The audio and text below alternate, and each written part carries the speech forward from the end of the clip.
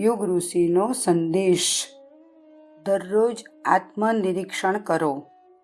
સાંજે પથારીમાં જઈએ ત્યારથી ઊંઘ આવે ત્યાં સુધીનો સમય આત્મનિરીક્ષણમાં ગાળવો જોઈએ.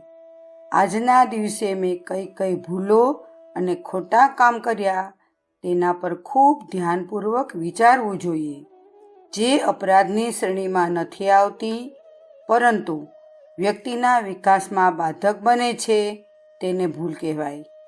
ચીડિયો સ્વભાવ, ઈર્ષા, આળસ, પ્રમાદ, કડવી વાણી, અશિષ્ટતા, નિંદા, ચાડી ચુગલી, ખરાબ સોબત, ચિંતા, પરેશાની, વ્યસન, વાસનાત્મક કુવિચારો તથા દુર્ભાવનાઓમાં જે સમય નષ્ટ થાય છે તેને સમયની બરબાદી જ કહેવાય.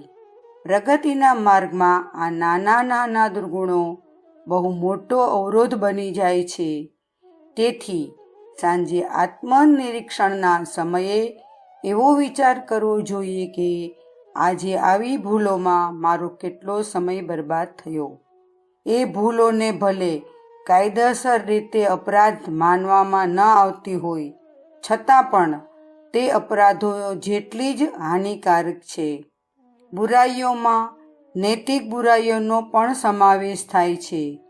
જૂઠું બોલવું, હિંસા, નશાખોરી, વ્યભિચાર, બેઈમાની, ચોરી, જુગાર, ઠગાઈ, ક્રૂરતા, ગુંડાગીરી, અશિષ્ટતા વગેરે જેવી બુરાઈઓનો ત્યાગ કરી દેવો જોઈએ.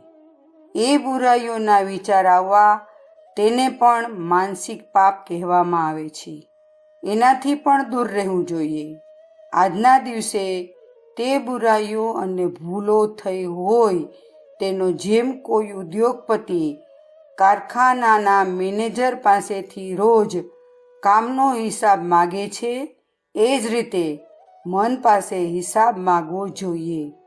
દોષો ઓછા થવા અને ગુણોમાં વધારો થવો તે આત્મિક પ્રગતિ માટે લાભકારક છે. જો બુરાઈઓ વધી રહી હોય અને ભલાઈ ઘટી રહી હોય તો સમજવું જોઈએ કે પેઢી દેવાળું કાઢી રહી છે. આ દુનિયામાં કોઈ સંપૂર્ણ નિર્દોષ નથી કે કોઈ સંપૂર્ણ રીતે ગુણવાન પણ નથી.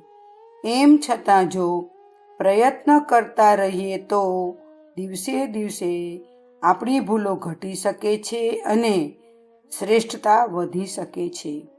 આજની ભૂલોનો હિસાબ જોઈને કાલ માટે એવી યોજના બનાવવી જોઈએ કે શ્રેષ્ઠતામાં વધારો થાય અને ક્ષુદ્રતા ઘટી જાય. જો દરરોજ આ કાર્યક્રમ યોગ્ય રીતે ચાલુ રાખવામાં આવે તો આત્મ સુધારનું કાર્ય નિરંતર ચાલુ રહી શકે છે. અખંડ જ્યોતિ, સપ્ટેમ્બર 1962, પેજ નંબર 4041, સંદર્ભ ગ્રંથ યુગ ઋષિનો સંદેશ.